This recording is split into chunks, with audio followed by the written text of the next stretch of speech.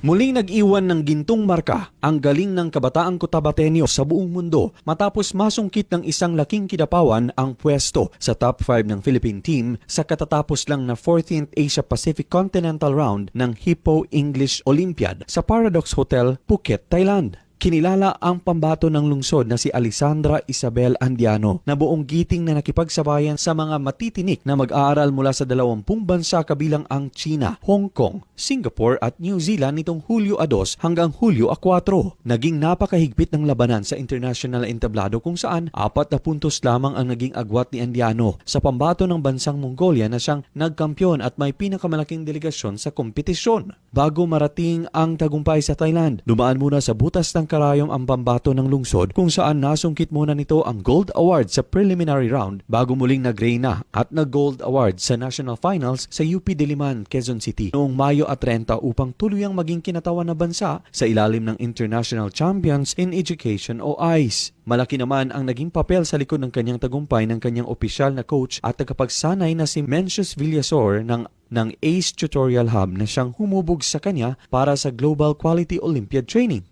Dahil dito bumuhos ang pagbati at pagpupugay mula sa pamunuan ng kanyang paaralan, pamilya at ng buong komunidad ng lalawigan ng Cotabato na ipinagmamalaki ang kanyang dinalang karangalan para sa bandila ng Pilipinas. Inaasahan na magsisilbing inspirasyon sa iba pang mga kabataang mag-aaral sa lungsod ang ipinamalas na talino at dedikasyon ni Andiano na nakatakdang umuwi sa bansa ngayong araw. Luigi Alan Tutor, NDBC, Bida Balita.